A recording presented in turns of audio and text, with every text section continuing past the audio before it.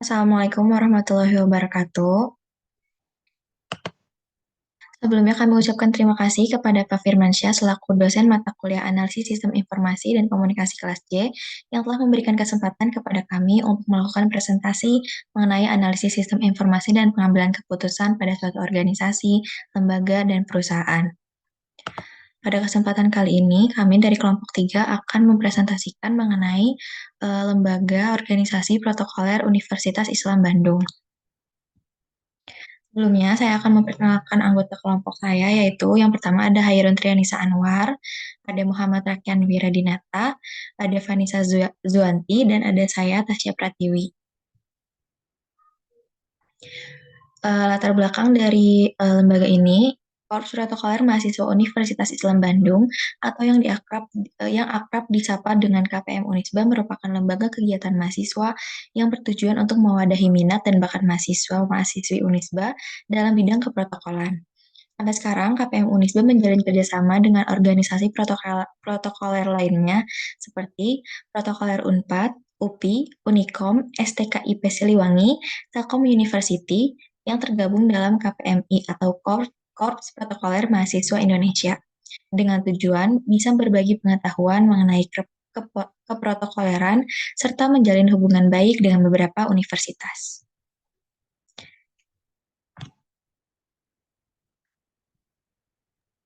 Selanjutnya, ada struktur organisasi yang akan dijelaskan oleh saya. Yang pertama ada ketua umum bernama Haikal, dilanjut kepada wakil ketua umum Ajmul Fikri, dan di protokoler ini ada beberapa departemen. Di antaranya ada Departemen Kesekretariatan, diketuai oleh Sekretaris Umum Nur Maulidia Rusmiati, staf ahlinya Rika Delia, dan staf lainnya ada Gaida Salsabila. Selanjutnya ada Departemen Keuangan. Di sini terdapat Bendahara Umum Salsabila Fauzia, staf ahlinya Anissa Ningtyas, dan beberapa staf lainnya diantaranya Silva Fadlila Tunisa. Kemudian ada Departemen Hubungan Masyarakat, dikepalai oleh Departemen Nabila Jari Jahra, dan terdapat beberapa divisi. Di antaranya ada divisi internal dan eksternal, staf ahlinya Audrel Bayu, dan beberapa staf lainnya ada Ayuni Rania Noviane. Next.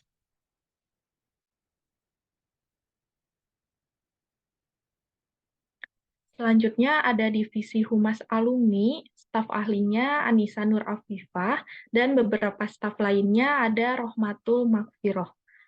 Divisi selanjutnya ada divisi Humas Publikasi, staf ahlinya Anissa, dan beberapa staf lainnya ada M. Iqbal Santosa. Kemudian ada Departemen Umum dikepalai oleh Ketua Departemen yaitu Ahmad Fahreja.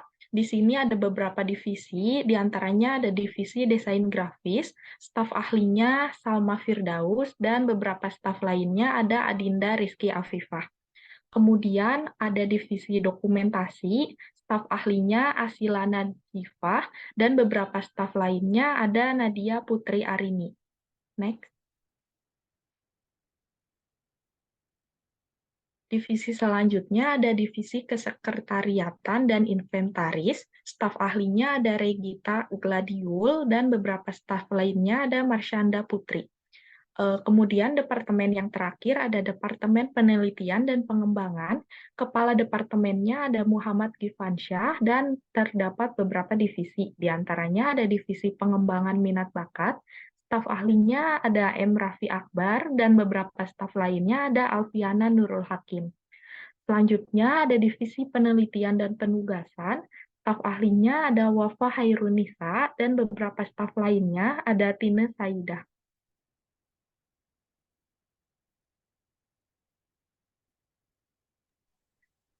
Selanjutnya ada sistem organisasi. Yang pertama yaitu ketua umum. Ketua umum memiliki tanggung jawab yang besar untuk menjalankan roda perorganisasian di dalamnya. Selanjutnya ada wakil ketua umum yang mana memiliki peran membersamai ketua umum dalam menetapkan kebijakan umum, memberikan saran, dan melakukan koordinasi antar anggota. Lalu ada Departemen Kesekretariatan, di mana terdapat Kepala Departemen Kesekretariatan yang disebut dengan Sekretaris Umum. Nah, Sekretaris Umum ini memiliki staf ahli dan staf untuk membantu mengatur segala bentuk administratif yang ada di protokoler.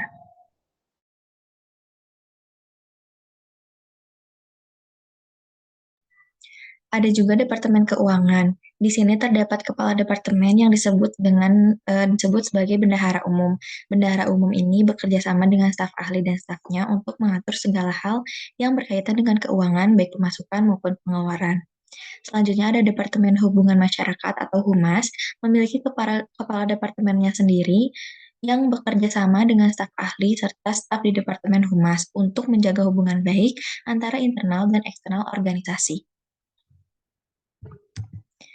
Ada juga Departemen Umum, di mana memiliki kepala departemen yang bekerja didampingi staf ahli dan staf Depum untuk mengorganisir segala bentuk dokumentasi yang berhubungan dengan protokoler. Selanjutnya ada Departemen Penelitian dan Pengembangan. Departemen Litbang ini memiliki kepala departemen yang bekerja didampingi staf dan staf ahlinya untuk menentukan sistem kaderisasi serta segala hal yang berkaitan dengan perkembangan anggota organisasinya.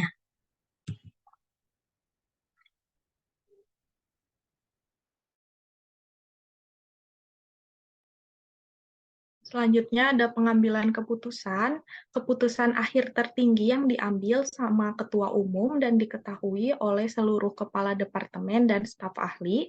Di antaranya ada alur komunikasi dalam organisasi protokoler ini meliputi penyampaian pesan dari pengirim kepada penerima untuk mengambil sebuah keputusan atau kesepakatan tergantung pada yang akan diberikan kesepakatan tersebut. Contohnya, dalam organisasi ini terdapat anggota organisasi yang kedudukannya baru. Ketika menjalankan sebuah program kerja yang diadakan organisasi ini, panitia dan pelaksana adalah anggota, maka segala proses pengambilan keputusan harus melalui staf ahli, kepala departemen, baru kemudian kepada ketua umum dan wakil ketua umum. Segala jalur koordinasi ini telah melekat dalam organisasi protokoler sejak dahulu. Hal ini dengan tujuan segala sesuatu yang diputuskan oleh anggota organisasi harus melalui berbagai pertimbangan dan menghindari kesalahan. Sejak awal dibangun, organisasi protokoler ini mengemban moto yang sangat melekat dalam organisasinya, yaitu if you do the on one remember, if you do the one thing no one forgotten. Jadi, tujuan dari alur komunikasi ini supaya menghindari kesalahan. Walaupun bagaimanapun, hal ini diperlukan karena anggota segala sesuatunya masih terbilang baru dan membutuhkan pandangan dari atasan-atasannya.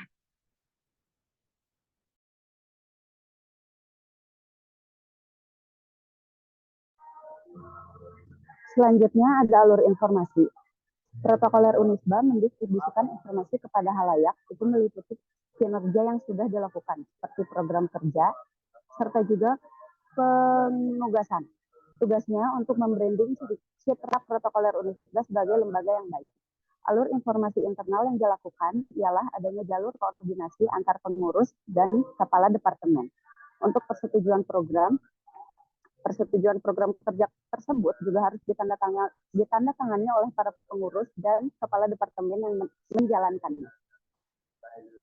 Selain itu, sistem informasi yang digunakan dalam organisasi ini untuk mengumpulkan, memproses, dan menyampaikan informasi yang relevan serta akurat dalam waktu yang tepat. Menggunakan teknologi WhatsApp Group yang masing-masing lingkup WhatsApp Group tersebut. Contohnya, seperti yang pertama, anggota memiliki grup dengan stafnya untuk melakukan segala bentuk komunikasi serta digunakan untuk menjalin kedekatan antara staf dan anggota. Yang kedua, WhatsApp Group yang dibuat untuk staf ahli, dan kepala departemen untuk menjalin komunikasi dengan tujuan mengerahkan anggota organisasi.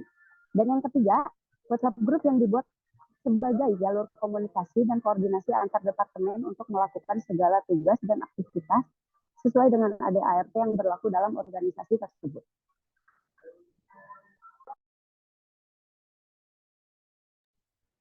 Selanjutnya ada kesimpulan. Korps Protokoler Unisba (KPM).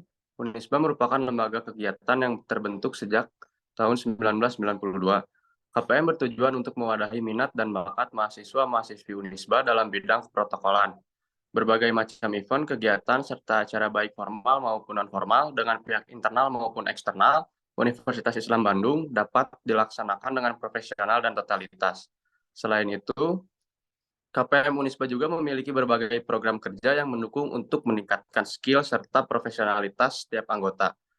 Sistem informasi yang digunakan dalam organisasi ini untuk mengumpulkan, memproses, dan menyampaikan informasi yang relevan serta akurat dalam waktu yang tepat ialah menggunakan teknologi WhatsApp Group. Alur komunikasi dalam organisasi protokoler ini meliputi penyampaian pesan dari pengirim kepada penerima untuk mengambil sebuah keputusan atau kesepakatan tergantung pada apa yang akan diberi kesepakatan.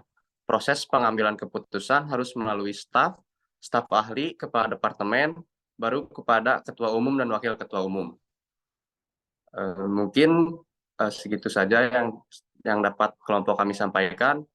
Wassalamualaikum warahmatullahi wabarakatuh.